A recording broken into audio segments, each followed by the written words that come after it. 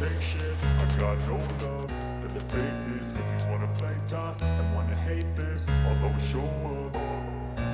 I don't ever slow up, no I don't take shit. I got no love for the fakeness. If you wanna play tough and wanna hate this, I'll always show up and make a statement. I don't ever slow up, no I don't take shit. I got no love for the fakeness. If you wanna play tough and wanna hate this, I'll always show up and make a statement. Everything I do so instinctive and so passionate. Every word I move so descriptive like an adjective. I got a vendetta against people who patented being negative when you should be getting after it. I got facts over tracks, this and that. Spitting slow, speaking fast, I could roast, I could gas. Think I'm okay at last, but I don't know if that can erase all the past. And the pettiness, a reflection of the emptiness. Hilarious, you think you're worth my time, you're delirious. Mysterious, because you hide behind a fake exterior. Inferior, you know I'll always be a bit superior. Get off of me, this ain't no humble brag. I want you to hear words, you can say them back. I want you to feel free from the chains that last, and to believe in what you got, it was built to last, yeah. Now that I've been put through hell, I never got anyone's help. I had to do it all myself. I don't ever slow up, no I don't take shit. I got no love for the fakeness. If you wanna play tough and wanna hate this, I'll always show up and make a statement. I don't ever slow up, no I don't take shit. I got no love for the fakeness. If you wanna play tough and wanna hate this, I'll always show up and make a statement. Gonna learn the consequence of being incompetent. Mental health is confidence, dreams and some modestness. I'm not here to save the day, that's for you to take away. I could play a million mind games, but instead I say something not illogical, something that is. ஏற்கனவே சிறப்பாக பணியாற்றிக் கொண்டிருக்கிற அத்துணை கழக முன்னோடிகளே, நண்பர்களே, தாய்மார்களே, பெரியவர்களே, உங்கள் அனைவருக்கும் என் வணக்கத்தை தெரிவித்துக் கொள்கிறேன். நான் இருந்தாலும் 2-3 கருத்துக்களை மற்றும் பரிமாறிக்கொண்டு நான் 12 மணி மாவட்ட கழக செயலாளருடன் வேறு ஒரு கூட்டத்தில் கலந்து கொள்ள செல்ல வேண்டிய கடமை இருக்கிறதால் நான் இங்கிருந்து விடைபெறுகிறேன். முதலில் எந்த ஒரு இயக்கத்துக்கு முக்கிய திறன் அரசியல் இயக்கமாக இருந்தால் நம்மளுக்கு முக்கிய திறன் தேர்தலில் வெற்றி பெறுவது. ஏனென்றால் நம்ம அரசியலில் எதுக்கு இருக்கோம்? நம்ம கொள்கையின் அடிப்படையில், நம்ம தத்துவத்தின் அடிப்படையில் ஆட்சிக்கு வந்து அந்த நேரத்தில் சட்டங்களை, திட்டங்களை, நிதி ஒதுக்கீடை நம்ம கொள்கைக்கு ஏற்ப மக்கள் நலனுக்கு மிகவும் சிறப்பான வகையில் தீட்டி செயல்படுத்தி அதனால் அரசியல் வெற்றியை பெறுவதற்கு தான் நம்ம அரசியலில் இருக்கோம்.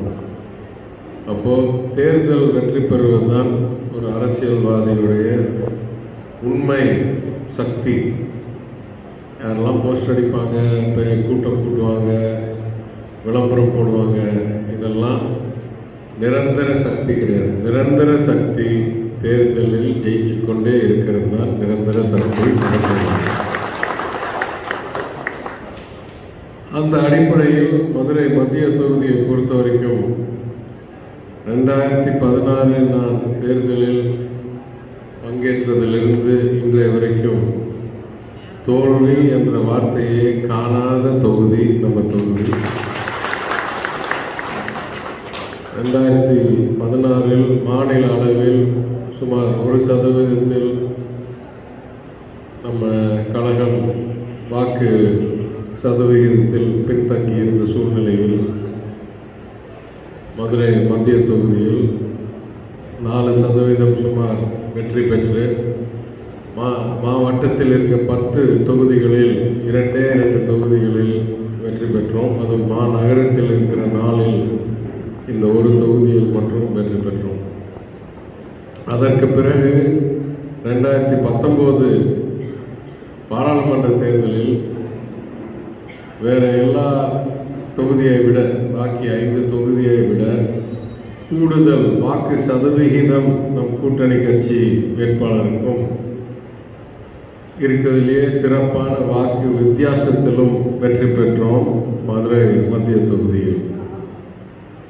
அதேபோல் 2021 சட்டமன்ற தேர்தலில் தமிழகம் எங்கும் சுமார் 5.67% வித்தியாசத்தில் தான் திராவிட முன்னேற்ற கழகம் வெற்றி பெற்றதை தவிர நம்ம தொகுதியில் 22% மேல் வித்தியாசத்தில் வெற்றி பெற்றோம். அதற்கு பிறகு 22 வட்டமாக இருந்த நம்ம தொகுதியை தவறான ஒரு வரையறையினால் வெறும் 16 வட்டமாக குறைத்த பிறகும் அனைத்து மூத்த நிர்வாகிகளுடைய ஒத்துழைப்பின் அடிப்படையில் அந்த 16லும் 3 மாமன்ற உறுப்பினர் வாய்ப்புகளை கூட்டணி கட்சிகளுக்கு வழங்கி, அதிலும் ஒரு கூட்டணி கட்சி ஒழுங்காக அந்த ஃபார்ம் ஏ ஃபார்ம் பி எல்லாம் கொடுக்க முடியாத சூழ்நிலையில் அந்த வேட்பாளரை சுயேட்சையாக நிறுத்தி வைத்து அந்த சுயேட்சை வேட்பாளரை இரட்டை சின்னத்தை வெற்றி செய்ய வைத்தது நம் கழகம் இந்த தொகுதியில். அப்போ 16லும் வெற்றி பெற்றோம். இதற்கெல்லாம் அடிப்படை காரணம் மக்களோட இருக்கிற பாசம், இணைப்பு.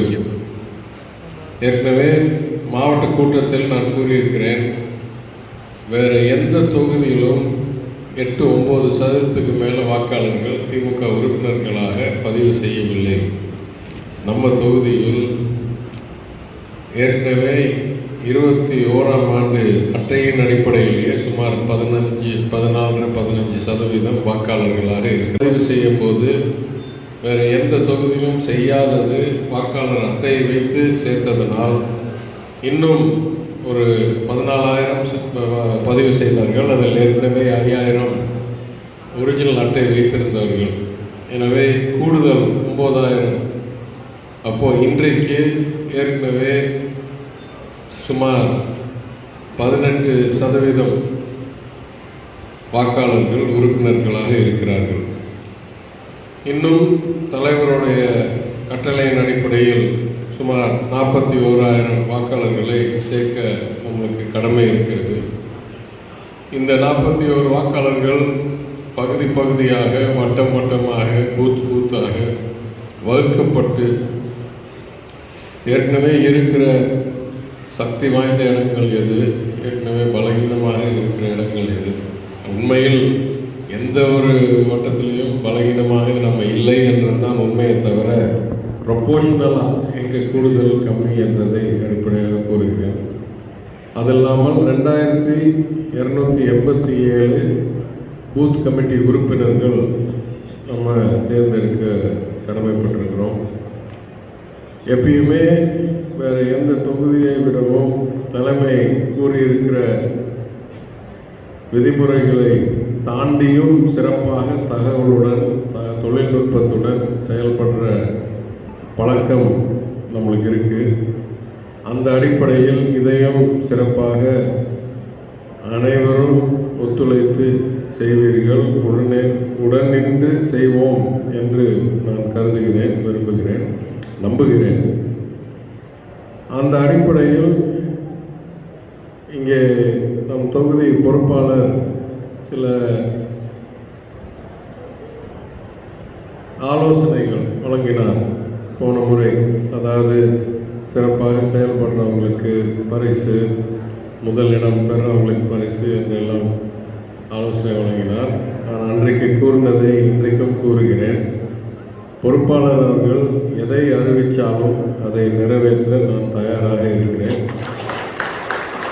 எனவே ஏற்கனவே நம்ம பல வகையில் மக்களுக்கு சிறப்பாக பணி செய்து வருகிறோம். அமைச்சராகி இன்னும் 2 வருஷம் கூட ஆகல. சுமார் 1,150 பேருக்கு முதியோர் இல்லை விதவை ஓய்வூதியம் பெற்று தந்திருக்கிறோம். சில 10 மாற்றுத்திறனாளிகளுக்கு வண்டி, ஹியரிங் எய்டு, கண்ணாடி எல்லாம் முகாம் மூலமாக ஏற்பாடு செய்திருக்கிறோம். அதேபோல் எல்லா துறைகளிலும் எந்தெந்த அளவுக்கு மக்களுக்கு எதிர்கட்சியில் இருக்கும்போது செய்ய முடிஞ்சதோ அதை விட 5-10 மடங்கு என்று இந்த இறுதி 2 ஆண்டுகளில் செய்திருக்கிறோம். அது என் கடமையாக கருதுகிறேன். எந்த மக்கள் என்னை முதல் சட்டமன்ற உறுப்பினராக்கி அதனால் அமைச்சர் ஆகிறதுக்கு வாய்ப்பளித்தார்களோ அவர்களுக்கு தான் என் முதல் கடமை. எல்லா இடத்திலும் நான் கூறி வருது. அதன் அடிப்படையில் எந்த அளவுக்கு வாக்களிப்பது முக்கியமோ அதற்கு மேல் ஒரு நட்போடு, ஒரு உறவோடு, கழகத்துடைய தத்துவத்தை பங்கேற்கும் வகையில் உறுப்பினர்களை இணைப்பது மிகவும் சிறப்பான ஒரு செயல், ஒரு தேவை. எனவே இந்த முயற்சி இன்னும் சில வாரங்களில் முடிக்க வேண்டிய சூழ்நிலையில் உங்கள் அனைவரிடம் நீங்கள் எப்பயும் செய்யும் வகையில் இம்முறையும் சிறப்பாக ஒத்துழைத்து பணி செய்து தலைவருடைய எதிர்பார்ப்பை நிறைவேற்றும் வகையில் செயல்படுவீர்கள் என்று கேட்டுக்கொள்கிறேன். மீண்டும் ஒரு முறை கூறுகிறேன், பொறுப்பாளர் எந்த பரிசு திட்டத்தை அறிவித்தாலும் அதற்கு நான் கேரண்டி இருந்து அனைத்தையும் முடித்துக் கொடுக்கிறேன் என்று கூறுகிறேன். இந்த வாய்ப்புக்கு நன்றி கூறி நான் உரையை முடித்துக் கொள்கிறேன். வணக்கம்.